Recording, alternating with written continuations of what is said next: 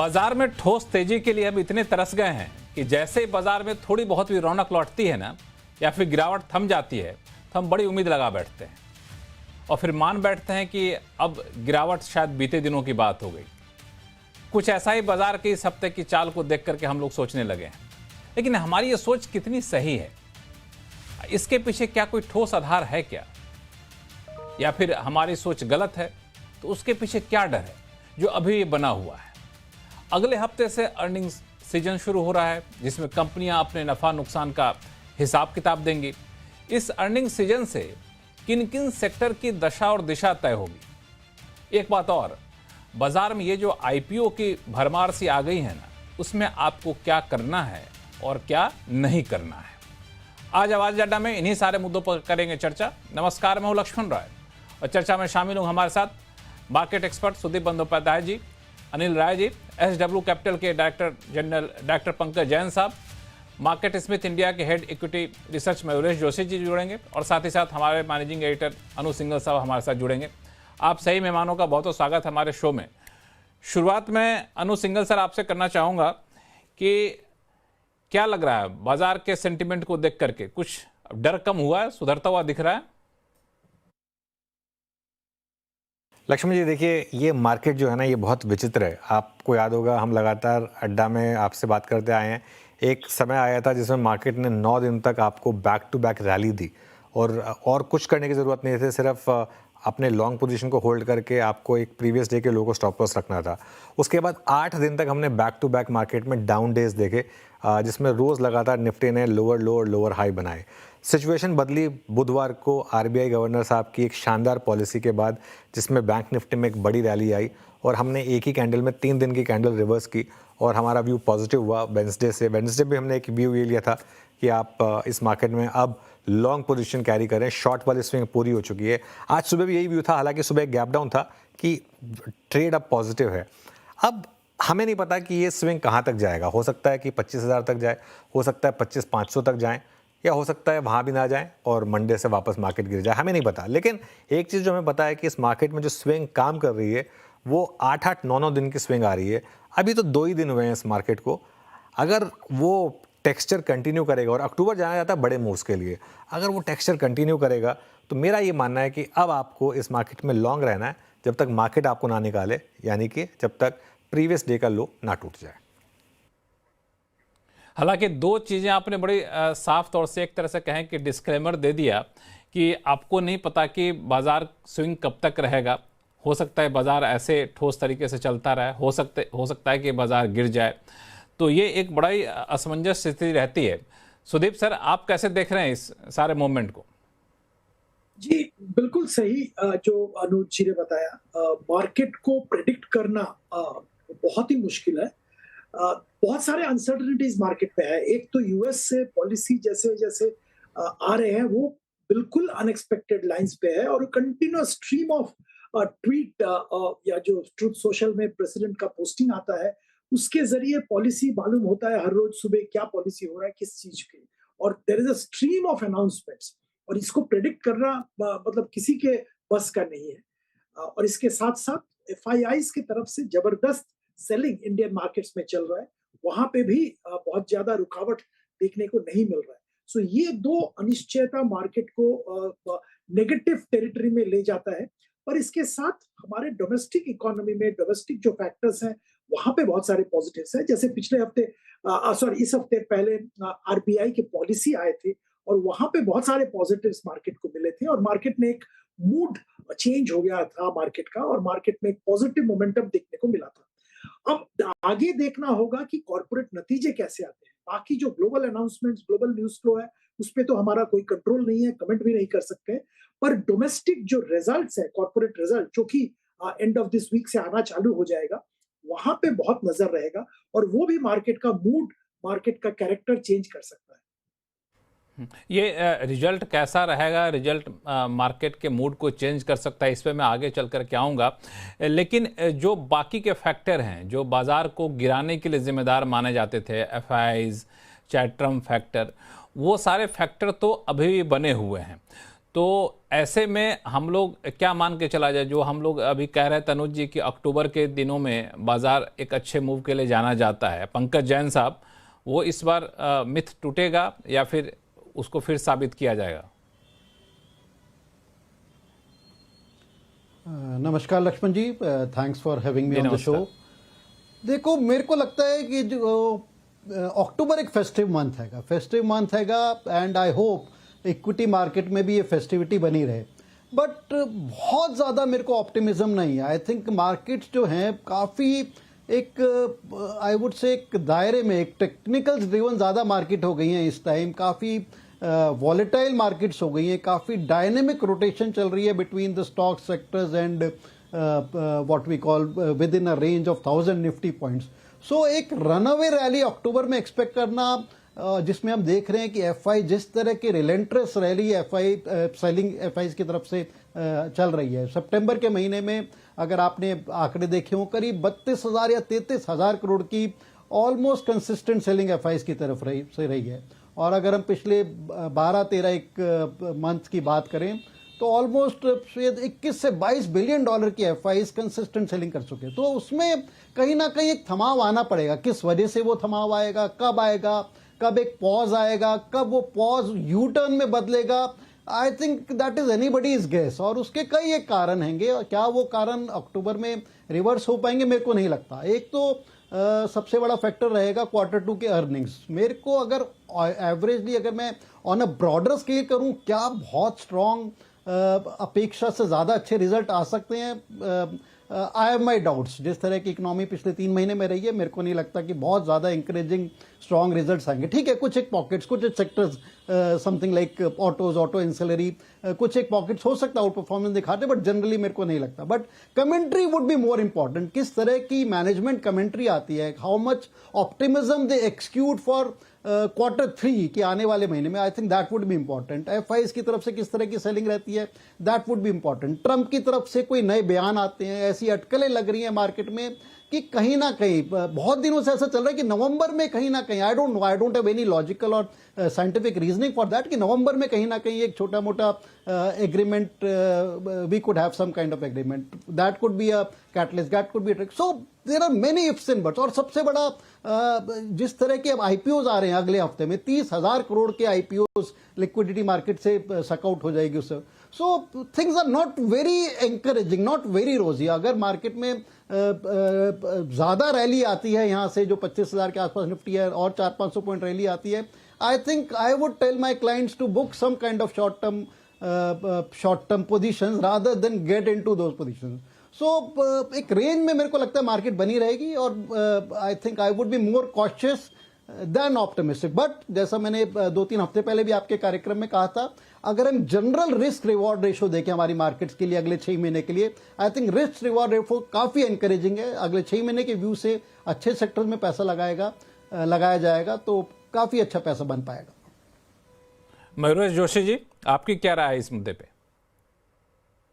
Evening Lakshman ji. I think 2 चीजें। I think market एक तो अर्निंग्स को फॉलो करता है, and earnings have clearly disappointed at least till FY25। पहले तिमाही में भी जो नतीजे आए थे ये ठीक ठाक आए थे, बट कहीं ना कहीं आई थिंक जो अर्निंग्स होता है ये बेस फैक्टर बनता है मार्केट्स के लिए। अभी हमारे 3 अजम्पशंस हैं, एक बेस केस, वर्स्ट केस और एक bull case scenario FY27 exit earnings को लेके। जो इंडेक्स है वहां पे अगर आप कॉन्स्टिट्यूएंट्स देखते हैं, और अगर वहां पे हम उम्मीद लगाए बैठते हैं कि हायर सिंगल डिजिट में, यानी 8% के आसपास अगले 2 वर्षों के लिए banks, metals, commodity driven companies grow होंगी, which is very very fair to assume at this juncture. और ओवरऑल अर्निंग्स पिक्चर आप ड्रॉ करते हैं from an FY27 exit perspective at 8.5% earnings growth पूरे इंडेक्स के लिए। थोड़े FMCG कंपनीज जो इंडेक्स में शायद 11-12%, ऑटो शायद 11-12% पे एक असम्पशन हमने लिया है। ऑन दैट अगर आप एक हिस्टोरिकल मल्टीपल्स देखते हैं मार्केट के between 16 and 23 odd times, and an 8.5% growth, अगर आप 17 17.5 का भी पी लगाए बैठते हैं 2 years फॉरवर्ड, तो कहीं ना कहीं मार्केट्स के जो आज के लेवल्स हैं ये फेयर लेवल्स माने जाएंगे as a base case scenario. If the markets earning do not grow, Lakshman ji, and they grow at 7.5%, which is below the nominal GDP as well, for various reasons, Trump tariffs, so अटकेले हों global economy recovery को लेके etcetera etcetera, और अगर वो एक lower multiple भी आप लगाते हैं 16.5 टाइम का, तो कहीं ना कहीं आई थिंक मार्केट की जो एक निफ्टी की लेवल आती है वो शायद 22,900 के आसपास आती है। तो हमारे हिसाब से I think worst case scenario market यहाँ से शायद 5 या 8% नीचे जा सकता है based on all these factors going wrong. Bull case scenario में अगर हम 11% ग्रो कर पाते हैं अगले 2 वर्षों में, और अगर 19 का मल्टीपल देते हैं, तो अपसाइड टारगेट लंबी होती है। तो मुझे लगता है आई थिंक अर्निंग्स बहुत की रहेंगे हमारे हिसाब से। I think with GST rationalisation, income tax cut, जो गवर्नमेंट पॉलिसीज हैं, अर्निंग्स एक स्ट्रॉन्ग कम बैक करेंगे। और इसलिए आई थिंक एक बेस के सिनेरियो को वर्क करते हुए हमें लगता है आई थिंक निफ्टी की डाउन तो साइड अर्निंग पे ज़्यादा फोकस रखना होगा। बिल्कुल अर्निंग एक मेजर फैक्टर होगा। अनिल जी, अर्निंग पे बाकी मेहमान जो कह रहे हैं, मेरा छोटा सा कंसर्न ये है कि अर्निंग सीजन में रिफ्लेक्ट करेगा जीएसटी कट, फेस्टिव सीजन, इसकी तो संभावना बहुत कम है। यहाँ तक कि अगर आंकड़ों में कहें तो अर्निंग कम ही होना चाहिए, क्योंकि जब से जीएसटी कट का ऐलान किया गया और जब लागू हुआ तो बीच में बिल्कुल ठहराव सा आ गया था शॉपिंग में। तो आपको क्या लगता है, अर्निंग के आंकड़े मायने रखेंगे या फिर अर्निंग की कमेंट्री मायने रखेगी, जैसा कि पंकज जैन साहब कह भी रहे थे? देखिए, अर्निंग के आंकड़े तो बहुत मुझे नहीं दिखाई दे रहे, क्योंकि देखिए उसमें फ़र्क क्या हो रहा है, क्योंकि जो अर्निंग आने वाली है उसमें सेक्टोरल अर्निंग ग्रोथ दिखाई देगी। कुछ सेक्टर होंगे जैसे जो टैरिफ जो अफेक्टेड सेक्टर होंगे, उनकी अर्निंग्स में हमेशा उनको एक डेंट दिखाई देगा, तगड़ा डेंट दिखाई देगा। लेकिन जो हमारे डोमेस्टिक सेक्टर्स हैं, जहाँ पर ऑटो हो गए या जो हमारे डोमेस्टिक कंजम्पशन से डायरेक्टली रिलेटेड हैं, उनमें उनकी अर्निंग में हमें एक बढ़ोतरी दिखाई देने को मिलेगी। इसके साथ साथ देखिए, जो वही टैरिफ जो अफेक्टेड सेक्टर्स हैं, उनमें अभी भी अनसर्टेनिटी बनी हुई है, अनिश्चितता का दौर बना हुआ है। जब तक कि कोई फाइनल डील बन नहीं जाती है, तब तक हमें ये नहीं पता कि उनकी अर्निंग कैसे इंपैक्ट होगी, टैरिफ कैसा इंपैक्ट होगा, क्योंकि कुछ भी मैसेज आ जा रहा है, कभी H1B वीज़ा हो जा रहा है, कभी फार्मा के ऊपर कुछ हो जा रहा है। तो ये एक जब तक अनिश्चितता जब तक खत्म नहीं होगी, तब तक जो एक्सपोर्टिंग सेक्टर्स हैं उनसे थोड़ी सी निराशा मिल सकती है मार्केट को। लेकिन हाँ, जो हमारे डोमेस्टिक कंजम्पशन वाले सेक्टर हैं, उनमें मुझे दिख रहा है कि उनकी अर्निंग जो है इस क्वार्टर में अच्छी होने की गुंजाइश है, और वही मार्केट प्रीएम्प्ट भी कर रहा है जो मुझे लग रहा है। क्योंकि सेक्टोरल ग्रोथ अगर आप देखेंगे ना लक्ष्मण जी, तो बाजार में सेक्टोरल ग्रोथ हो रही है। कुछ एक स्पेसिफिक सेक्टर्स हैं जिनके शेयर्स में अच्छी डिमांड दिखाई दे रही है और उनमें बढ़ोतरी भी दिखाई दे रही है। ये जो आप सेक्टोरल ग्रोथ की बात कर रहे हैं, मैं थोड़ा सा मार्केट कैप के हिसाब से देखें तो मिड कैप हो, स्मॉल कैप हो, उसमें पहले ऊपर से काफ़ी हद तक गिरावट पहले से आ चुकी है। तो अगर अर्निंग खराब भी आता है, अर्निंग एक्सपेक्टेड लाइन पे नहीं भी होता है, तो इससे ज़्यादा भी गिरावट की गुंजाइश बनती है क्या? देखिए, मार्केट में ये कहना बड़ा मुश्किल है कि गिरावट इससे ज़्यादा नहीं बन सकती। मार्केट है, जैसा कि अनुज जी ने कहा, एकदम प्योरली ट्रेडर के पॉइंट ऑफ व्यू से कि कितना गिरेगा और कितना बढ़ेगा ये हम नहीं कह सकते। लेकिन हाँ, हम एक अंदाज़ा ज़रूर लगा सकते हैं कि जो अर्निंग की जो ग्रोथ है ना, देखिए लार्ज कैप में जो है, जो उनकी अर्निंग की है करीब 10% के आसपास का मार्केट अंदाज़ा लगा रहा है कि 10% से कम ही रहेगा, 10% के आसपास ही रहेगा। हाँ, स्मॉल कैप और मिड कैप की अर्निंग थोड़ी ज़्यादा हो सकती है, तो उसकी वजह से उसमें थोड़ा सा ट्रैक्शन आ सकता है। अगेन मैं फिर कहूँगा, जो सेक्टर स्पेसिफिक हैं, जो डोमेस्टिक थीम से रिलेटेड सेक्टर्स हैं, उनके शेयरों में अच्छी ग्रोथ उनकी दिखाई देगी। और जो फ्यूचरिस्टिक जिसमें हमें ट्रैक्शन दिख रहा है, चाहे वो डिफेंस की बात करें, चाहे हम ऑटो सेक्टर की बात करें, या जो हॉस्पिटल सेक्टर की बात करें, हॉस्पिटैलिटी सेक्टर की बात करें, तो इन सब सेक्टर्स में आपको डिमांड दिखाई देगा। कंजम्पशन की बात करें, कंजम्पशन में डिमांड दिखाई देगा, वहाँ पे इंप्रूवमेंट दिखाई देंगे। इवन एनबीएफसी और बैंकिंग में ज़रूर कहना चाहूँगा, क्योंकि बैंक्स बहुत ही अट्रैक्टिव लेवल पर हैं। और लक्ष्मण जी, एक खास तौर से कहूँगा, पीएसयू बैंक्स जो है वो मुझे लग रहा है कि यहाँ से एक बहुत अच्छी रैली के लिए तैयार हैं। चलिए, इस पे हम लोग अलग से भी चर्चा करेंगे आगे चल के। सुदीप सर, मेरा ये सवाल है कि कंजम्पशन ड्रिवन सेक्टर की बात पिछले 1 महीने से चल रही है, जब से 15 अगस्त को प्रधानमंत्री ने जीएसटी रिफॉर्म की बात की, तब से उसके बाद से कंजम्पशन ड्रिवन सेक्टर ठीक ठाक चल भी चुके हैं। अब अर्निंग उनके अगर बेहतर आते भी हैं, कमेंट्री बेहतर भी आती है, तो क्या आप लोग अपने क्लाइंट को सजेस्ट कर रहे हैं कि उस लेवल पर भी आप जा सकते हैं, एंटर कर सकते हैं? लक्ष्मण जी, आपने बिल्कुल सही पॉइंट पकड़ा है, क्योंकि रैली ज्यादातर हो चुका है। मैं ये मानता हूँ कि 15 अगस्त का जो ऐलान प्रधानमंत्री का था, वहां से अब तक जो कंज्यूमर ड्यूरेबल, ऑटोमोबाइल्स, ये सारे जो सेक्टर में इसका बेनिफिट जबरदस्त मिल रहा था और जहां पे सिग्निफिकेंट डिमांड पिकअप की उम्मीद थी, वहां पे रैली ऑलरेडी हो चुका है। तो जनरली अगर कहे तो वहां पे अभी मौका बहुत ज्यादा नहीं है, क्योंकि अभी उनको परफॉर्मेंस डेमोन्स्ट्रेट करना है। मार्केट तो ऑलरेडी चल चुका है, अब वो कैचअप करना है एक्चुअल परफॉर्मेंस को मार्केट लेवल के साथ। पर इसके बावजूद मैं यहाँ पे ये कहना चाहूंगा कि कुछ सिलेक्ट स्टॉक्स हैं, कुछ सिलेक्ट काउंटर्स हैं इन सेक्टर्स में भी, जहां पे हम लोगों को लगता है कि लंबी अवधि के लिए अगर आप निवेश करना चाहते हो, अभी भी अपॉर्चुनिटी है। मैं एग्जाम्पल के तौर पे एक दो शेयर का नाम भी करना चाहूंगा, जैसे मारुति। ना मारुति में हम लोगों को लगता है कि एक सेकुलर अप ट्रेंड मारुति में देखने को मिलेगा, क्योंकि डिमांड ये जीएसटी के अलावा जो स्मॉल व्हीकल्स में, जो लो कॉस्ट व्हीकल्स में डिमांड की कमी थी, और वो डिमांड उनको अच्छा वापस आ रहा है वापस। तो ये एक अच्छा ट्रेंड आने वाले दिनों के लिए बन सकता है। एमएनएम हम पॉजिटिव है, एमएनएम में पॉजिटिव रहेंगे। कंज्यूमर ड्यूरेबल्स में अगर देखें, एयर कंडीशनर का बिकवाली इस साल बहुत खराब था फर्स्ट क्वार्टर में भी, हालांकि ये क्वार्टर बहुत अच्छा होता है नॉर्मली। सेकंड क्वार्टर में भी बहुत कुछ खास नहीं था, क्योंकि अर्ली मॉनसून सेट इन हुआ था, तो यहाँ पे डिमांड बढ़ा नहीं था। अब जीएसटी का कट का ऐलान के साथ साथ शेयर प्राइसेस बढ़ गए हैं, पर आने वाले दिनों में अगर आप 2-3 साल का नजरिया ले रहे हैं, तो यहाँ पे भी सिग्निफिकेंट अपस्विंग की संभावना है। तो मैं तो ये मानता हूं कि एक लेवल का रैली हो चुका है, पर अगर आप लंबी अवधि के लिए सोच रहे हैं तो अभी भी इन सेगमेंट्स में पिक एंड चूज करके अगर स्टॉक आप उठाएं, तो वहां पे आपको अच्छा अपॉर्चुनिटी मिलेगा। पंकज जैन साहब, अभी मानते हैं कि इस सेगमेंट में अभी पिक एंड चूज करने की गुंजाइश बची हुई है? देखो लक्ष्मण जी, जैसा मैं अभी थोड़ी देर पहले कह रहा था, डेफिनेटली मार्केट्स में pick and choose and markets में रेलेवेंट सेक्टर में काफ़ी डायनेमिक बेसिस पे मार्केट में चर्निंग हो रही है। एंड इट्स नॉट दैट कि इस मार्केट में पैसा नहीं बन रहा या नहीं बनाया जा रहा, बट आपको थोड़ा सा एक एक्स्ट्रा, जैसे कहते हैं कि एक्स्ट्रा होमवर्क करना पड़ेगा, या आपके पास एक एक्स्ट्रा अल्फा वाला एडवाइजर होना चाहिए। So I think that is what matters. क्योंकि अगर हम जनरली बात करें, if we talk about a general investor, और उसने मान लो पिछले 1-1.5-2 साल में ही had invested in best of names, best of branded names, something like a TCS और इन्फोसिस और हिंदुस्तान लीवर और अ नेस्ले और a State Bank of India और से कैनरा बैंक, और जनरली देखें तो आई थिंक उसके जो एक रिटर्न ऑन एसेट्स है, return on investment would be close to zero या -2% to +3-4%। So that is what you have to be aware. इस तरह का अगर हम आज की बात करें, पिछले 2-1 महीने की बात करें, या अगले 2-4 महीने का विजन लेके चले, so I think clearly this performing sector से something like auto ancillary. I think auto ancillary बहुत अच्छी तरह उभर के आ रहा है।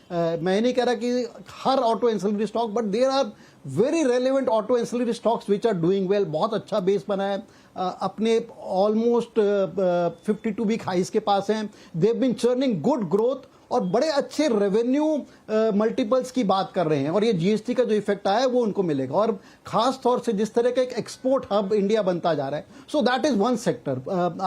Hospitals has been one of the sector, थोड़ी बहुत प्रॉफिट ब्रोकिंग आई है। आई थिंक पीएसयू बैंक दोबारा से उभर के आ रहा है। So I think what I mean to say is we will have to stay relevant. We will, जो एक लेजी अप्रोच इन्वेस्टर की रहेगी, आई थिंक वो अब काम नहीं करेगी। तो उस चीज को मद्देनजर रखते हुए मेरे को लगता है कि आदमी या इन्वेस्टर कॉन्शियस इन्वेस्टिंग करेगा, there still very decent money to be made in the market. तो बिल्कुल इसके लिए हालांकि जरूरी होगा कि पहचानना कि कौन से सेक्टर, कौन से उस सेक्टर के भीतर कौन सी कंपनी है जहां पे पोटेंशियल बचा हुआ। अनु सिंघल सर, मैं इसी को आगे बढ़ाना चाह रहा था, क्योंकि पहले भी कई मौके पे मैंने सुना तो आपने कुछ थीम बताई, वो थीम अच्छा किया भी, चाहे डिफेंस हो, रेलवे हो।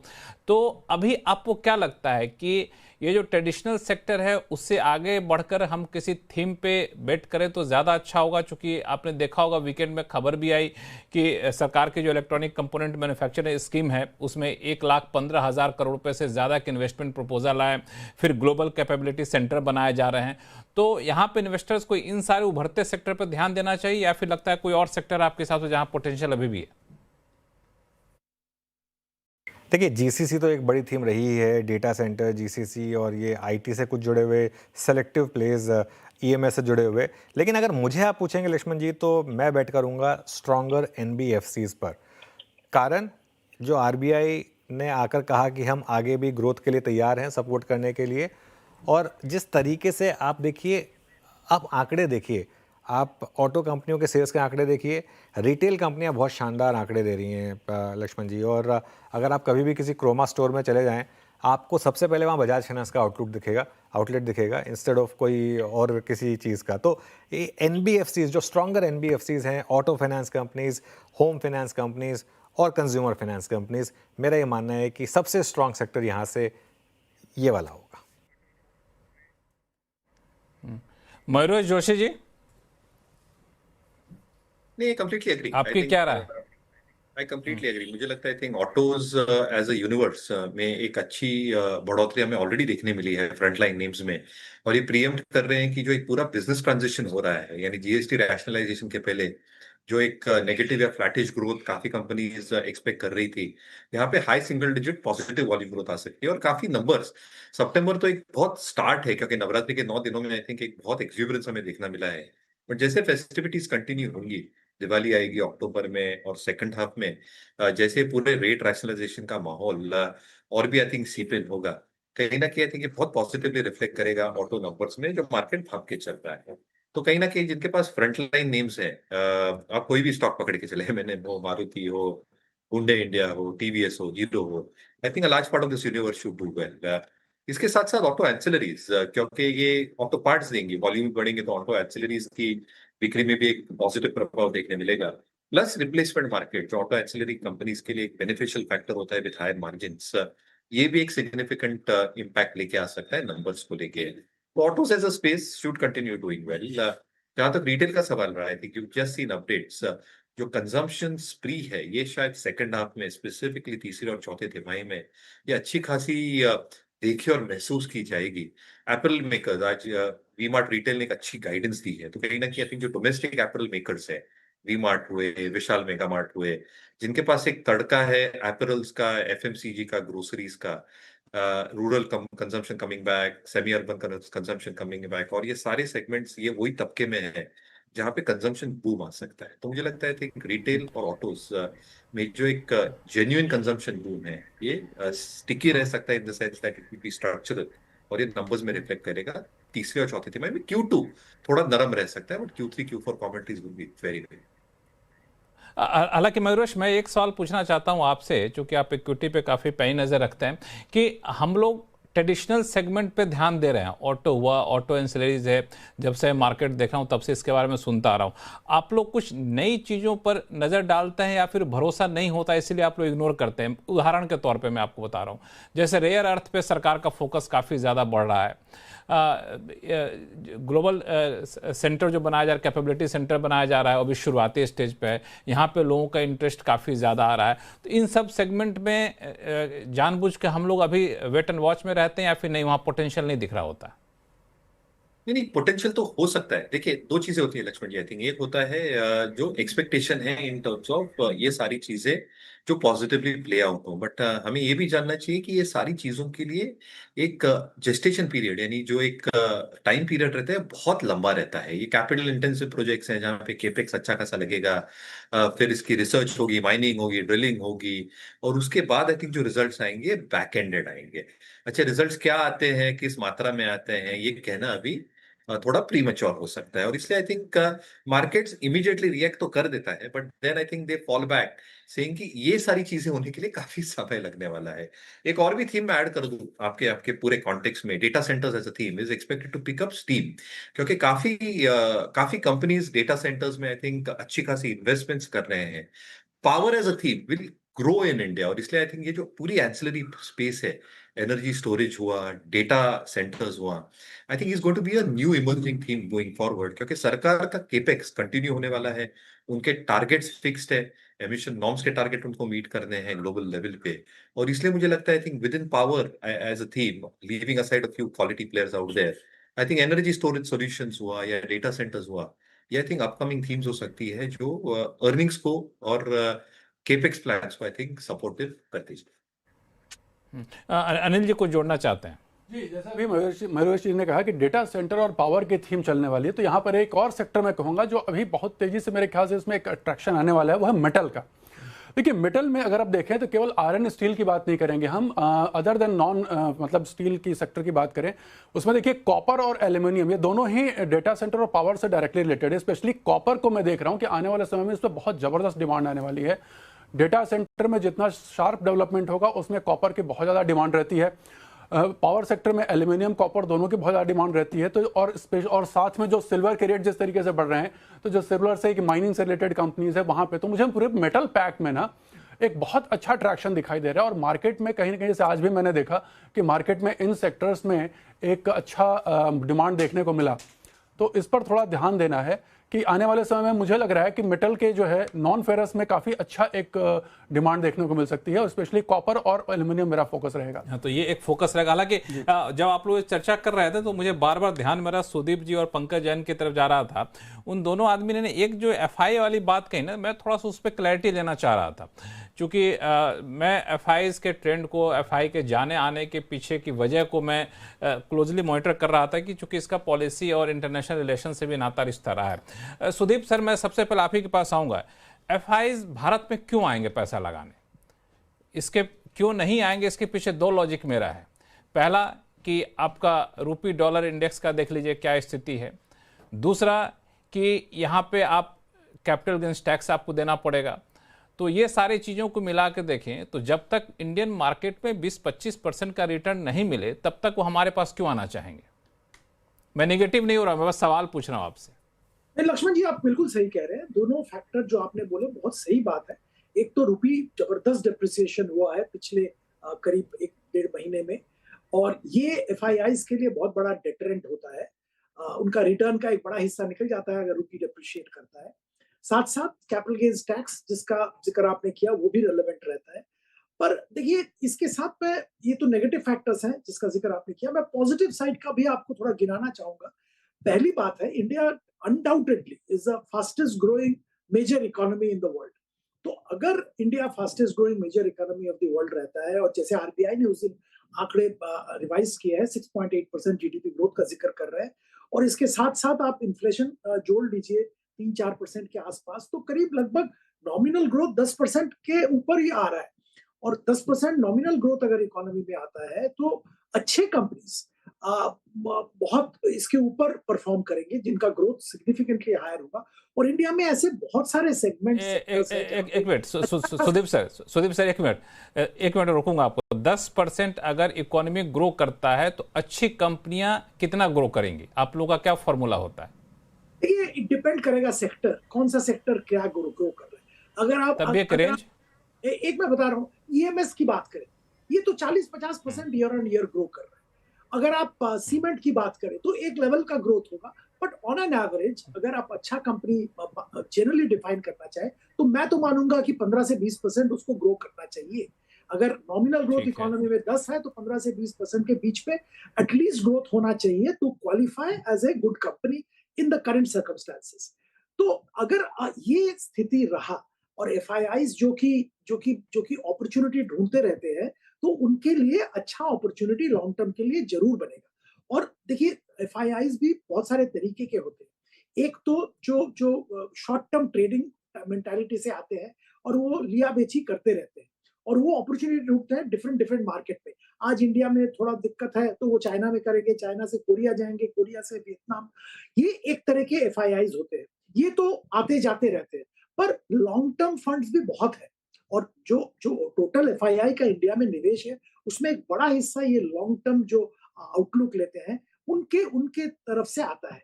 और ये निवेशक देखेंगे लॉन्ग टर्म इंडिया का ग्रोथ प्रोजेक्शन क्या है, लॉन्ग टर्म एक सेगमेंट का, सेक्टर का ग्रोथ प्रोजेक्शन क्या है, और एक कंपनी का ग्रोथ प्रोजेक्शन क्या उनके हिसाब से है। उस हिसाब से वो पैसा लगाएंगे। साथ साथ आपने जो फैक्टर्स बोले वो भी जरूर ध्यान में रखेंगे कि इंडिया लॉन्ग टर्म करेंसी का व्यू क्या बन रहा है उनके लिए, और कैपिटल गेन्स का सिचुएशन क्या रहेगा, टैक्स का, ये सब हिसाब करके। पर इसके बावजूद मैं ये मानता हूं कि कोई अगर इंडिया में 1 साल प्लस का नजरिया से निवेश करना चाहे वो उसके लिए बुरा नहीं होगा। आज के दिन में जहां पे मार्केट आके खड़ा है और जहां पे करेंसी आके खड़ा है, मुझे नहीं दिख रहा है कि बहुत जबरदस्त डिप्रिसिएशन यहां से होगा। आरबीआई ऑलरेडी इंटरवीन करना चालू किया। एक लेवल तक आरबीआई और सरकार का व्यू था कि रुपी को डिप्रिशिएट करने देना चाहिए, क्योंकि रिलेटिव कॉम्पिटिटिवनेस रहता है अगर रुपी डिप्रिशिएट करता है। हम लोगों को मालूम है टैरिफ के कारण एक्सपोर्टर्स बहुत हालत खराब है, और रुपी अगर डिप्रिशिएट नहीं करेगा तो उनका हालत और भी खराब होगा। तो थोड़ा बहुत रुपी को डिप्रिशिएट करने देना सही था, उन्होंने वो अलाउ किया। और अब आरबीआई की तरफ से इंटरवेंशन आ रहा है, ये सबको दिख रहा है और मुझे नहीं लगता है बहुत ज्यादा डिप्रिसिएशन इस लेवल से होगा। बिल्कुल। पंकज जैन साहब, मैं अगर सुदीप सर के आंकड़े को ही लूं, 15 से 20% की उन्होंने बात किया, हमने 20% ले लिया हायर स्लैब रेट, और यहाँ पे आप कैपिटल गेन्स टैक्स मान के चलिए 12.5%, घुमा फिरा के सब लेके 13% के आसपास बैठेगा। तो इतने टैक्स देने के बाद इस रिटर्न पे एफआईज आना चाहेंगे अभी कि अभी और वेट करेंगे? उसे मैंने रुपये करेंसी को छोड़ ही दिया। लक्ष्मण जी, मैं रिवर्स में इस चीज़ का जवाब दूंगा। देखो, मार्केट्स बहुत स्मार्ट एनिमल है। एफआईज या एफआईज के जो I would say research analyst हैं वो भी काफ़ी स्मार्ट एनिमल है, और मार्केट को बहुत अच्छी तरह माइक्रो तरीके से टाइम करना बहुत मुश्किल है। मार्केट की या जो मार्केट के बिगर पार्टिसिपेंट हैं, ईगल आइज होती हैं कि उनकी, और 6-6 महीने पहले ऐसा आभास हो जाता है what may happen in the country, in the economy, in the markets. तो ठीक है, अभी माइक्रोज हमारी जो हमारी इकोनॉमी के हैं, हमारी कंट्री के बहुत बेहतरीन ना, और उस वजह से जो हम एक शॉर्ट टर्म सेलिंग देख रहे हैं, आई थिंक ये बहुत ज़्यादा लंबी नहीं चलेगी। ठीक है, I think it has been extended selling, 1.5-2 साल से सेलिंग चल रही है, काफ़ी बड़ा क्वांटम हो गया है, but I think dawn is around the corner. और अगर हम देखें क्या क्या जो बहुत सीरियस पॉजिटिव्स हैं हमारी कंट्री के, हमारी इकोनॉमी के, लार्जेस्ट ग्रोइंग इकोनॉमी है, वर्ल्ड की तीसरी स्ट्रॉन्गेस्ट इकोनॉमी हम बन गए हैं, बनने वाले हैंगे, लार्जेस्ट डेमोक्रेसी है, kind of depth that is there in our market, जिस तरह की एफिशिएंसी है हमारी मार्केट में, जिस तरह की आई वुड से जिस तरह के एंटरप्रेन्योर स्किल है हमारी मार्केट में, जिस तरह के कॉर्पोरेट गवर्नेंस है, जिस तरह की बड़ी बड़ी कंपनियां हैं, आई थिंक ये सारे factors we just cannot ignore जो पिछले 1-1.5 साल में हो रही है।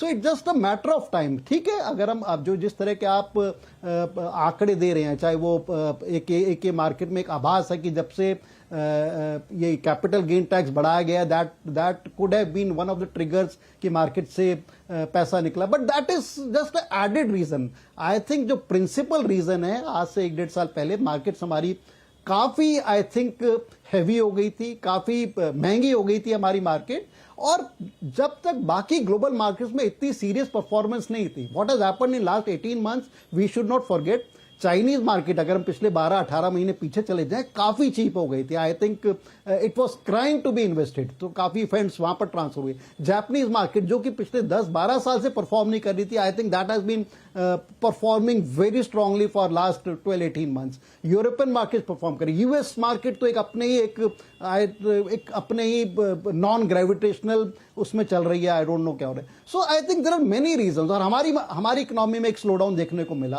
करेंसी में भी हम देख रहे हैं कि दवा। सो एक काफी सारे रीजंस हैं। उसके बाद what has happened with what we call Trump tariff, I think that was something which was little unexpected, और जो एक सो रीजंस कुछ एक ऐसे रीजंस है जो दिखाई दे रहे थे, कुछ एक reasons just out of the blue आए।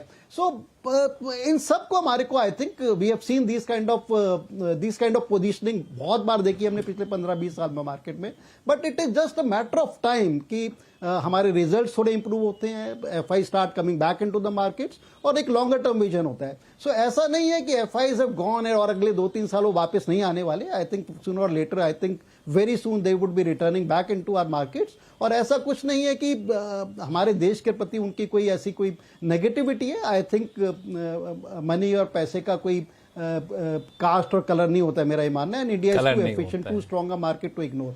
सो मैं काफी ऑप्टिमिस्टिक हूं। मैं जैसा मैंने कहा कि आपको रेलेवेंट सेक्टर्स में बने रहना चाहिए, आपको इन्वेस्टेड बने रहना चाहिए, और जो बहुत शॉर्ट टर्म ट्रेडर नहीं है, those who are not playing the popup game, options game नहीं खेल रहे और अच्छा पैसा इन्वेस्ट कर रहे हैं, आई थिंक हर डिप में इन्वेस्ट करना चाहिए। और आपका अगर 2-3 क्वार्टर का या 6 महीने से 12 महीने का व्यू है, I am pretty sure, I am pretty confident बहुत अच्छा पैसा बनेगा। मयूरेश जोशी जी, मैं इसी सवाल को दूसरे तरीके से आपसे पूछूंगा कि आपको क्या लगता है कि एफआईज कब तक आ सकते हैं और डीआईज कब तक मोर्चा संभाले रह सकते हैं? Laxman ji, I think DIIs have remained extremely strong. अगर आप नेट बेसिस पे लमसम या सिप फ्लोज भी देखेंगे ये अभी भी काफी स्ट्रांग और तगड़े रहे हैं, और मुझे लगता है आई थिंक इतनी उथल पथल में जो मार्केट्स गया है, एक बहुत बड़े कंसोलिडेशन फेज में गया है, कहीं भी आई थिंक फ्लोज में डिसरप्शन देखा नहीं गया डोमेस्टिक फ्रंट पे। तो आई थिंक ये तो एक ग्रो होता ही रहेगा इन आवर ओपिनियन। दूसरा, आई थिंक एफआईज एफपीआईज की वापसी कब होगी, आई थिंक दैट्स अ एक मिनट में क्वेश्चन आपको दैट यहीं पे रोकूंगा मैं। एक मिनट आपको रोकता हूँ कि डीआईज का जो एंथो बना हुआ है उसके पीछे क्या वजह है? मार्केट में भरोसा है या फिर बहुत सारा कैश सरप्लस है म्यूचुअल फंड हाउसेस के पास, एसआईपी के जरिए पैसा लगाना है और पिछला रिकॉर्ड काफ़ी एक्साइटिंग है, इससे लोग लगा रहे हैं? दो चीजें आई थिंक। एक, आई थिंक लक्ष्मण, ये इन्वेस्टर्स समझ चुके हैं कि आई think markets is a long term compounding machine, जैसे वॉरेन बुफेट साहब कहते हैं। तो जो पहले इन्वेस्टर्स करते थे, घबरा के एग्जिट मारते थे जब मार्केट्स में एक गिरावट आती थी, आई थिंक वो माहौल अभी नहीं रहा है। I think a lot of investors में जो एक एजुकेशन फैली है through mutual fund houses, investment advisers हो, दे हैव नाउ रियलाइज कि अगर आप 5-6 वर्षों के लिए बने रहते हैं तो आपका पैसा अच्छा खासा बनेगा compare to other asset classes net of taxes. और इसलिए मुझे लगता है आई थिंक इन्वेस्टर्स का भरोसा है कि अगर 1-1.5 साल का अंडर परफॉर्म भी रहा लॉन्गर पीरियड ऑफ टाइम में, शायद जो रिटर्न्स बनेंगे ये काफी बेहतर बन सकते हैं। दूसरा, I think coming back to the point कि FIIs have always chase market जहां पे अर्निंग्स ग्रोथ बहुत सुपीरियर रही है। Post COVID, last 3 years, leaving aside the last year, I think earnings growth Indian context में बहुत सुपीरियर थी compare to other markets, और इसलिए आप इन्फ्लोज इंडियन मार्केट्स में देख रहे थे। लास्ट 1 ईयर से कंजम्पशन स्लोडाउन की वजह से, जहां पे कॉर्पोरेट अर्निंग्स का एक स्लोडाउन भी हमें देखा गया था, एफआईज क्लियरली सेंस दैट, और इसलिए I think they started chasing either sovereign funds back in the US, which were dollar backed, or other economies as well. But कहीं ना कहीं I think with consumption expected to come back very very strongly, जो GDP का दूसरा तड़का रहता है investments, public केपिक्स के साथ साथ जब प्राइवेट केपिक्स की बात कर रहे हैं, प्राइवेट केपिक्स में ग्रीन शूट्स देख रहे हैं। And as private capex starts coming back, तो जो मेन पिलर होते हैं कंजम्पशन एंड इन्वेस्टमेंट्स, ये जीडीपी को सहारा देंगे। RBI has revised the GDP on the upside. Europe के साथ एफटीए एग्रीमेंट अगर सक्सेसफुली हम नेगोशिएट करते हैं अगले 2 से 3 महीनों में, तो उसका एक अमेरिकन इफेक्ट या ट्रम्प इफेक्ट थोड़ा कम हो सकता है। और इसलिए मुझे लगता है I think earning should come back very very strongly second half में, एंड दे शुड परसिस्ट। और अगर अर्निंग्स वापस आते हैं तो एफआईएस को कोई चॉइस नहीं होगा, क्योंकि ग्लोबली अगर आप देखें लक्ष्मण जी, आप एक चार्ट दे रहे थे of global economies forward valuation के हिसाब से, a lot of countries are dependent on export as a trade, जो शायद सर्कमस्पेक्ट हो सकता है विद टैरिफ्स गोइंग फॉरवर्ड, और कैसे डिमांड रहती है। और इसलिए आई थिंक इंडिया में अगर अर्निंग सस्टेन रहे कंपेयर टू अदर इकोनॉमीज, शायद एफआईएस की रिटर्न जल्दी आ सकती है। In my opinion, I think in the next 6 months FIS should slowly and steadily start coming back. ये आपने कहा कि धीरे धीरे एफआईज वापस आ सकते हैं। एक चीज़ और, चूंकि आपने टैरिफ की बात की, तो सुदीप सर, अब ट्रम्प का जो टेंट्रम था लोग उसको भूल गए हैं या फिर उसका डर अभी भी बना हुआ है? चूंकि अब तो सारा कुछ हो गया, जो फार्मा आईटी बचा हुआ तो उसको भी उन्होंने अपने रडार में ले ही लिया है, तो अब डर खत्म होता जा रहा है। लक्ष्मण जी, मैं ये नहीं मानता हूं, अभी भी बहुत कुछ हो रहा है। शायद मार्केट ने इतना ध्यान नहीं दिया। ये मूवी पे जो टैक्स उन्होंने लगाया है 100% ऑन नॉन अमेरिकन मूवीज पे जो लगाया है, उसका भी असर इंडिया में आएगा जी। इंडिया में मैं आपको एग्जांपल के तौर पे बता रहा हूँ, तेलुगु जो मूवीज बनते हैं उसका सेकंड लार्जेस्ट मार्केट यूएस है, और एक बड़ा इनकम तेलुगु मूवी इंडस्ट्री का अभी क्वेश्चन मार्क आ गया है। वहां पे कैसे क्या हैंडल होगा, उसमें बहुत सारा क्वेश्चन है। हिंदी मूवीज का भी एक मार्केट है, बहुत सारे तमिल मूवीज का भी मार्केट है, और जैसे हम जानते हैं बहुत सारी इंडियन कंपनीज इसमें इन्वॉल्व है, जिनका अर्निंग्स पे इसका असर आ सकता है। ये तो मैं एग्जाम्पल के तौर पे बता रहा था। पर एक मैं फार्मा के चीज एक बताना चाहूंगा। देखिए, लगता है कि हमने we have dodged the bullet pharma में जो टैरिफ लगा है, क्योंकि हमारे जो ब्रांडेड प्रोडक्ट्स नहीं है, सन फार्मा का ब्रांडेड कुछ है, वो भी एक तरीका निकल गया है। वॉकहार्ट का ब्रांडेड है, पर वो ईयू में मैन्युफैक्चरिंग होता है, यूएस टैरिफ 15% है। तो ये सब हम लोगों ने समझ लिया, तो फार्मा में कोई इंडियन में इम्पैक्ट नहीं है कह रहे हैं। पर सीडीएमओ, अब वहां पे कोई डायरेक्ट इम्पैक्ट नहीं है, बट सेकेंडरी टर्शियरी इम्पैक्ट आ सकता है।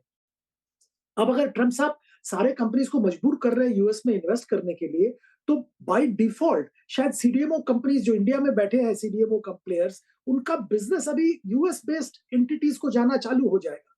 तो ये बहुत सारे क्वेश्चन मार्क्स अभी भी है, और बिलीव मी, ऐसे बहुत सारे सेक्टर्स हैं जहां पे आने वाले दिनों में कुछ ना कुछ नेगेटिव इम्पैक्ट टैरिफ का आ सकता है अगर इसी तरह से उनका बर्ताव रहता है। अब रही बात, आपने जब प्रोग्राम शुरू हो रहा था एक एक कमेंट आपने किया या पंकज जी ने किया था कि उनको लग रहा है कि नवंबर तक इसमें ट्रेड डील आ सकता है। जरूर हम लोग सब होप करेंगे आ जाए, क्योंकि कॉमर्स मिनिस्टर गोयल साहब ने ये भी बताया है कि बाई फॉल एक्सपेक्ट कर रहे हैं कि डील होगा। पर मुझे नहीं लगता इतना जल्दी डील हो पाएगा, क्योंकि जो रेड लाइंस इंडिया के हैं और यूएस का जो पोजीशन है बहुत ही रिजिड है, और वहां पे ऐसा कोई अच्छा ट्रेड डील होना मुश्किल है। और हालांकि मुश्किल ही नहीं है, ट्रेड डील हो भी गई तो कितना स्टेबल रहेगा, कितना सबके लिए विन विन सिचुएशन होगा। क्योंकि जिनके साथ ट्रेड डील ट्रम्प साहब ने कर लिया है वो भी दुखी हैं, वो भी रो रहे हैं कि हमने एक डील कुछ किया, अनाउंस कुछ और कर दिया, तो वो एक बना रहेगा। खैर अभी ऐसा करते हैं, एक छोटा सा ब्रेक ले लेते हैं। ब्रेक के बाद आएंगे तो चर्चा करें कि ढेर सारा आईपीओ की जो बाहर आ गए मार्केट में, उसमें हमें क्या करना चाहिए, क्या नहीं करना चाहिए, इस पर आप सभी लोगों की राय लूंगा। छोटे से ब्रेक के बाद कहीं जाइएगा नहीं। ब्रेक के बाद एक बार फिर से आपका स्वागत। हम लोग चर्चा कर रहे हैं शेयर बाजार के ऊपर कि अभी इसकी चाल क्या कह रही है, क्या कुछ संकेत दे रहे हैं। लेकिन इस बीच शेयर बाजार में कई सारे आईपीओज आ रहे हैं और उन लोगों ने आईपीओ लाना शुरू किया जिनको पैसे की ज़रूरत नहीं है, उन्होंने भी आईपीओ लाए जिनको पैसे की ज़रूरत है। अब आप क्या करें, आपके आईपीओ में पैसा लगाएं, क्योंकि कई आईपीओ खुलने के साथ ही अच्छा खासा रिटर्न दे देते हैं। तो कई लोग लिस्टिंग रिटर्न के गेन के तौर पर पैसा लगाना चाहते हैं, कई लोग लॉन्ग टर्म के तौर पर लगाना चाहते हैं। तो अनुज जी, मैं आपसे समझना चाहूँगा कि इतने सारे जो आईपीओ आ रहे हैं तो लोगों को क्या ध्यान में रखना चाहिए, आईपीओ को लेकर कितना उत्साहित रहना चाहिए? देखिए, आईपीओ तो जब इस तरीके से आए तो मैं उत्साहित होने के बजाय डर जाता हूँ। मेरा तो हमेशा ये मानना है कि एज अ रूल लक्ष्मण जी, मैं ये कहता हूँ कि 90% आईपीओज पैसा डिस्ट्रॉय करते हैं। सिर्फ 10% ही आईपीओज होते हैं जहाँ पर पैसा बनता है, और ये फैक्ट है। तो इसलिए थोड़ा सा आपको केयरफुल रहने की ज़रूरत है। ख़ास तौर से जिस तरीके के आईपीओज आ रहे हैं, मुझे सुनने में आया कि एक ही दिन में डीआरएचपी फाइल करने का रिकॉर्ड बना है भारत में।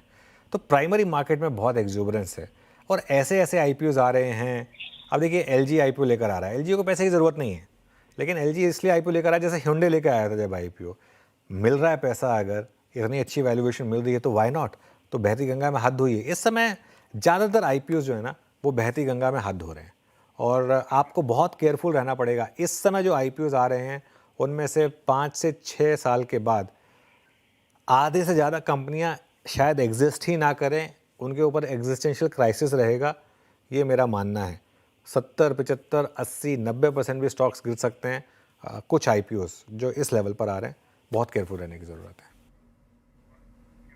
वो मतलब आधे से ज़्यादा आईपीओ के लिए मतलब संकट रहेगा, अस्तित्व का संकट बना रहेगा। 80-90% पे गिर सकता है। अनिल जी, बच कर रहना चाहिए जी। एकदम, मैं हमेशा से कहता हूँ आईपीओ से थोड़ी सी दूरी बना के रखना आजकल के सिनेरियो में तो बहुत ज़्यादा ज़रूरी रह गया। पहले भी एज एन इन्वेस्टर या ट्रेडर कहा जाए तो आईपीओ, कुछ आईपीओ होते थे कभी कभार, पहले बड़े अच्छे रिटर्न दे दिया करते थे। लेकिन अगर आप देखें तो पिछले कुछ समय से आईपीओ में बहुत अच्छा कोई हमें उसमें बेनिफिट हो नहीं रहा है, और मेजर वही हो रहा है कि बहुत हाई वैल्यूएशन पे आईपीओ लिस्ट हो रहे हैं। और अब तो एक नया ट्रेंड चल रखा है कि लिस्टिंग से पहले ही अगर आप देखें तो जो है मतलब अनलिस्टेड मार्केट में है उसकी इतनी ज़्यादा ट्रेडिंग हो जा रही है कि लग रहा है कि वो लिस्टिंग भी उस प्राइस पे होगी कि नहीं होगी। जैसे एनएससी का एग्जांपल देखें, उसमें इतने ज़्यादा रिटेल ऑलरेडी पहले ही पार्टिसिपेट कर चुके हैं कि वो अभी आगे आकर के क्या करेगा पता नहीं, किस भाव पे लिस्ट होगा। तो मेरा तो यही मानना है कि आईपीओ में कम से कम रिटेल निवेशक को थोड़ी सी दूरी बना के जरूर रखनी चाहिए इसमें से। और इसमें डेफिनेटली जैसा अनुज जी ने कहा कि हाई वैल्यूएशन का फायदा उठाते हुए कंपनियां मार्केट से, वो एक मतलब रिस्क फ्री पैसा होता है, इसमें कहेंगे इसमें कोई कमिटमेंट नहीं होता है, ऐसा पैसा बाजार से उठाना हमेशा बेनिफिशियल रहता है। तो वो उठाने का समय है, वो बहती गंगा में हाथ धोने की तैयारियां हैं। तो रिटेलर के पॉइंट ऑफ व्यू से तो ये है कि अभी आप अवॉइड करें, लिस्ट हो जाने दीजिए, लिस्ट होने के बाद उसका परफॉर्मेंस देखें और तब उसमें लगाएं। फिलहाल अभी दूरी बना के रखें, क्योंकि बहुत अच्छे आईपीओ जो देखें आप, एलआईसी का देखिए, एलआईसी मतलब मिलेनियम का आईपीओ था, लेकिन अभी भी अपने आईपीओ प्राइस के आसपास ही घूम रहा है, नीचे भी चला गया था थोड़े दिन पहले। तो कोई बहुत बड़ा गेन नहीं मिल पा रहा है अभी भी। मयूरेश जी? नहीं, कंप्लीटली एग्री। आई थिंक, मुझे लगता है आई थिंक जो आईपीओ मार्केट है, unless you are absolutely sure कि ये जो कंपनी के प्रोस्पेक्ट्स है, जो सेक्टर में ये काम कर रही है, उसमें अर्निंग्स ग्रोथ ये कंपनी के लिए जो आईपीओ लेके आ रही है उसके सुपीरियर अर्निंग्स ग्रोथ रहेगी एग्जिस्टिंग एस्टेब्लिश प्लेयर्स के कंपैरिजन में, तो ही सेंस बनता है। नहीं तो आई थिंक काफी आईपीओज में जो वैल्यूएशन मैट्रिक्स है at the time of the IPO itself, ये भी थोड़ा आई थिंक निराशजनक है। At the same time I think whether it's an IPO और एन ओएफएस, क्या कंपनी के पास पैसे आ रहे हैं या पूरा का पूरा आई थिंक एक पी या वीसी का एग्जिट दिया जा रहा है, ये देखना भी लाजमी होता है। इसलिए मुझे लगता है I think you have to be very very selective Lakshman ji when it comes to IPOs, specifically जब आईपीओज बड़े बेटर बेंचमार्क प्लेस के साथ जिनकी हिस्ट्री है पिछले 10-20 सालों के साथ आप कंपेयर करें। पंकज जैन साहब, आपको क्या लगता है कि आईपीओ को लेके बिल्कुल दूरी बना के रखे या फिर थोड़ा सिलेक्टिव हुआ जा सकता है? नहीं लक्ष्मण जी देखो, हर चीज के एक ब्लैक एंड व्हाइट सिनेरियो होता है, ग्लास आधा भरा है आधा खाली है। बट अगर एक मेरे को जनरल कमेंट देना हो, डेफिनेटली आई थिंक काफी कॉशियस रहना चाहिए। और मैं ये कहूंगा साथ में कि हमारा जो इन्वेस्टर है जो आईपीओ भर रहा है वो शायद इस टाइम बहुत ज्यादा कॉशियस नहीं है। आई थिंक काफी इन्वेस्टर्स, काफी ट्रेडर्स एक ट्रेडिंग गेम खेलने की कोशिश कर रहे हैं आईपीओ में, एक पॉपअप गेम खेलने की कोशिश कर रहे हैं कि I think without doing much of homework any Tom Dick and Harry में लगा दिया और पॉपअप में कुछ ना कुछ मिल तो जाएगा।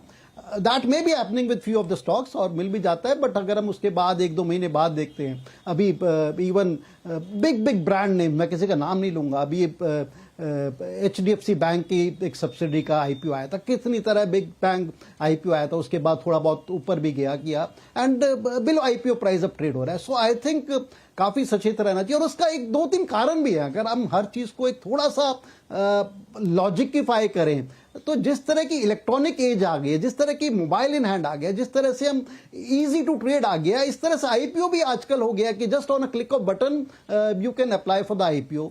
सो बहुत ज्यादा होमवर्क नहीं हो रहा है एंड आई थिंक कंपनियां शायद इस चीज का if I could use the term थोड़ा नाजायज फायदा भी उठा रही हैं। और खासतौर से जिस तरह की valuations even after correction Indian markets में मिल रही है, अगर हम पिछले दिन हुंडई की बात करें या आप जो एलजी इलेक्ट्रॉनिक्स की बात करें, इनकी जो पेरेंट कंट्री है या पेरेंट कंपनी जो वहां पर है, जिस तरह की वैल्यूएशन वहां पर और जो वैल्यूएशन यहां पर मिल रही है, 2x 3x वैल्यूएशन यहां पर मिल रही है। सो क्यों ना वो इजी मनी आई थिंक क्यों ना वो लेके जाएं। सो इस चीज के कई एक कारण है, but overall I think one should be aware, one should be cautious. और मेरे हिसाब से सेबी को भी कुछ एक मुहिम ऐसी चलानी चाहिए कि ऐसे ना हो कि कहीं भी किसी भी आईपीओ में ले जाए। वो किस तरह हो सकती है शायद मैं उस चीज का एक्सपर्ट नहीं हूं, but definitely overall I think more of a liquidity game चल रहा है। क्वालिटी या होमवर्क उसके अंदर नहीं जा रहा है। और जिस तरह के बड़े बड़े आईपीओ आ रहे हैं, अगर हम इसका हिस्टोरिकल परफॉर्मेंस देखें पिछले 1-1.5 साल की, आई थिंक डिसअपॉइंटमेंट ज्यादा रही है रादर देन एक्सुबरेंस या मनी मेकिंग रही है। सो आई थिंक ओवरऑल नहीं तो इसमें जैन साहब, जिस तरह के आईपीओ, हाँ जी सर। जैन साहब मैं थोड़ा समझना चाह रहा था आपसे कि जैसा कि आपने कहा कि ब्लैक एंड व्हाइट हम लोग नहीं कर सकते हैं, ग्लास आधा भरा है खाली है, इस वाला मुद्रा रहता है। तो जब कोई आईपीओ आता है तो कोई रिटेल इन्वेस्टर है, तो आपने एक एग्जांपल दिया कि उनके जो पेरेंट कंपनी है उनका देख लीजिए, उनका 2-3x में यहाँ पे वैल्यूएशन कर रहे हैं यहाँ पे, या फिर यहाँ पे अभी मयूरेश जी ने कहा कि पैसा जुटा के आखिर करने क्या वाले हैं, क्या कोई एग्जिट करने वाला, तो इन सबको कैसे देखा जाए, कैसे एक रिटेल इन्वेस्टर कैसे वहां पे इन सब चीजों को?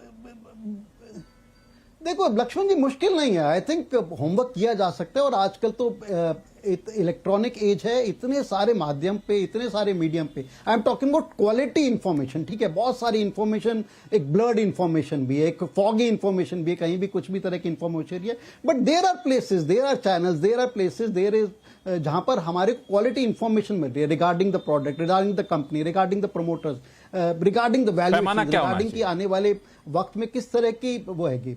तो नहीं, पैमाने अलग नहीं, एक हर कंपनी के लिए, हर सेक्टर के लिए एक पैमाना नहीं हो सकता। पर्टिकुलर सेक्टर किसी वैल्यूएशन पे आता है, बहुत सारे पैमाने हैं। कॉर्पोरेट गवर्नेंस कैसी है, कंपनी किस सेक्टर में है, कंपनी की विजन कैसी है, उस सेक्टर के क्या वैल्यूएशन चल रहे हैं। सो और जैसा हमने बात की कि पेरेंट कंपनी के जो अपनी कंट्री में, वो तो हम डेफिनेटली, अगर हम एमएनसीज की बात करें, जो काफी सारी पेरेंट कंपनीज यूरोप में हैंगे, तो पिछले 5, 10, 15 साल से हम देख रहे हैं कि valuations have been high in India और वहां पर नहीं है। So there has been a trend. So ऐसा कोई सिंगल मापदंड नहीं है, there is no nothing like कि एक सिंगल फॉर्मूला जिसका बनाया जा सके। But there are information available, there are relevant relevant, I would say, places where you could get relevant information. But मेरे को लगता है काफी इन्वेस्टर्स वो होमवर्क करना ही नहीं चाहते. वो जैसे होता है ना कि एग्जाम में कोई बच्चा जा रहा है, 5-7-10% बच्चे तो बहुत अच्छी तैयारी से जाते हैं, बाकी 80-90% ये बड़ा कंसर्न है. तैयारी से जाते हैं. So I think they just want, so I think काफी सारे investors they just want to play the pop-up game कि listing पे कुछ ना कुछ तो मिल ही जाएगा without going into the quality of the stock. I think वो एक चलता है attitude जिसे बोलते हैं काफी investors के साथ है. तो उसके लिए I think थोड़ा एक मुहिम होनी चाहिए to educate them, या फिर they would learn the hard way where they burn the money और उसके बाद realize करेंगे. So I don't know. बिल्कुल. अभी मैं एक रिपोर्ट पढ़ रहा था. बिल्कुल. अभी मैं एक रिपोर्ट पढ़ रहा था, वो हर शेयर मार्केट से जुड़ा हुआ नहीं है. रिपोर्ट में ये कंसर्न जताया कि डॉक्टर भी बहुत अब होमवर्क नहीं करना चाहते. उनके पास पेशेंट अपनी बीमारी बताता है, एआई से पूछ लेता है, दवाई लिख देता है और उसके लक्षण बता देता है. तो ये जो है, तो ये एक बड़ा कंसर्न है. ये हम लोग जिस एज में हैं, और आपने सही कहा, हाथ में मोबाइल है, तुरंत में आईपीओ के लिए अप्लाई कर दिया. हालांकि आईपीओ के लिए अप्लाई करना नहीं, पैसे खर्च करने में वही दिक्कत आ रही है. पैसे खर्च करते पता भी नहीं चलता, हाथ से मोबाइल होता है, किसी को पेमेंट कर देते हैं और पैसा चला जाता है. पहले पैसे काउंट करते थे ना, तो लोगों को साइकोलॉजिकल लगता है, इतने पैसे दे दिए, इतने पैसे लग गए आईपीओ में, इतने पैसे लगे इस खर्च में. वो सारी चीज़ें काफ़ी बदली हैं. सुदीप सर, आईपीओ को लेकर के आईपीओ को लेकर अलग अलग राय निकल कर आई है. आप क्या देंगे दर्शकों को सुझाव, क्या देते हैं? आप लोग बच के रहते हैं कि पिछले दिन आपने भी आईपीओ में पैसा बनाया है? देखिए, पहली बात तो है, by and large I agree with the other panelist, पर इसमें 2-3 बात मैं कहना चाहूंगा. आईपीओ आना इतना भी खराब नहीं है. इंडियन कैपिटल मार्केट में आज ये वैल्यूएशन जो मल्टीपल आपने भी दिखाया, 22 टाइम्स मल्टीपल पे इंडियन मार्केट काम कर रहा है. हालांकि बाकी सारे इमर्जिंग मार्केट्स बहुत कम, सिग्निफिकेंटली लोअर मल्टीपल पे काम कर रहा है. इसका एक कारण तो है इंडियन मार्केट का डेप्थ नहीं है, कि वही गिने चुने शेयर्स हैं जिसमें एफआईआईज और डीआईआईज ज्यादातर पार्टिसिपेट करते हैं. बड़ा है, बास्केट बड़ा है, पर और भी बहुत बढ़ने की जरूरत है. तो मैं तो ये मानता हूं कि गुड क्वालिटी के जो कंपनीज हैं उनको लिस्ट होना इंडियन मार्केट के स्ट्रक्चरल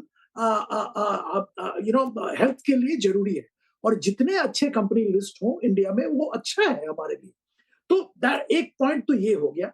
दूसरा पॉइंट मैं यहाँ पे ये बताना चाहूंगा कि एक जमाना था 2-3 साल पहले, जब पेटीएम वगैरह जब आईपीओ हुआ था, तो वैल्यूएशन रियली एक अनरियलिस्टिक वैल्यूएशन पे ये सब कंपनीज लिस्ट हो रहे थे, और उनका कोई प्रॉफिटेबिलिटी या जो बिजनेस यार्डस्टिक्स है उस पे ध्यान बिल्कुल नहीं था. वो एक जमाना था. ऐसे मतलब हम बात कर रहे हैं तो लग रहा है कि 100 साल पहले की बात कर रहे हैं, 2-3 साल पहले की बात कर रहे हैं, पर उसमें जो स्टेटमेंट्स आते थे, जो मैनेजमेंट कमेंट्री आता था, वो बिल्कुल अलग तरीके के थे. पर उसमें बहुत सारा सुधार आ गया है. मैं इन्वेस्टमेंट बैंक की बात करूं, कंपनीज की बात करूं, सबने वो जो दौर था उससे निकल के अब प्रॉफिटेबिलिटी की बात करते हैं, लॉन्ग टर्म सस्टेनेबिलिटी की बात करते हैं, इंप्रूविंग यार्डस्टिक्स, बिजनेस यार्डस्टिक्स की बात करते हैं. तो एक मैच्योरिटी आया है. हाँ, ये बात सही है कि बहुत सारे इश्यूज एक साथ आ रहे हैं. मार्केट से लिक्विडिटी ड्रेन होगा. इसमें से जैसे अनुज जी कह रहे थे, बहुत सारे इश्यूज ऐसे हैं कि जो बहती गंगा में हाथ धो रहे हैं. ये सब बात सही है, पर अच्छे कंपनीज का भी आईपीओ आ रहा है और वहां पे पार्टिसिपेट किया जा सकता है. मैं एग्जांपल के तौर पे बोलूंगा टाटा कैपिटल. मैं रेकमेंड किसी को नहीं कर रहा हूं, पर अच्छा परफॉर्मेंस. हाँ, अगर रिटर्न का यार्डस्टिक से मापे तो बहुत सारे कंपटीटर से कम रिटर्न दे रहे हैं, पर एसेट क्वालिटी बहुत बढ़िया है. अब किसी को लंबी अवधि के लिए पैसा लगाना है तो जरूर कर सकते हैं, उसमें ध्यान दे सकते हैं. तो ऐसे अच्छे कंपनीज भी आ रहे हैं. आने वाले दिनों में भगवान करे तो एनएससी का भी इशू आ जाएगा. हाँ, बहुत सारे रिटेल निवेशक घुसे हुए हैं, पर अगर वैल्यूएशन ठीक ठाक रहता है, एनएससी का इशू में पार्टिसिपेट करने में क्या दिक्कत है. तो ऐसे अच्छे इश्यूज भी आ रहे हैं. तो एक मतलब समरीली हम इसको राइट ऑफ, सारे आईपीओ को एक पेंट से हम लोग पेंट नहीं कर सकते, एक कलर से पेंट नहीं कर सकते, और इसके अलग अलग ये तरीके हो सकते हैं. अभी अनिल जी को जोड़ना चाहते हैं लेकिन समय कम है, तो हमें शो को यहीं समाप्त करना होगा. आप सही मेहमानों का बहुत बहुत धन्यवाद हमारे शो में जुड़ने के लिए. आवाज अड्डा में फिलहाल इतना ही. देखते रहिए CNBC आवाज. नमस्कार.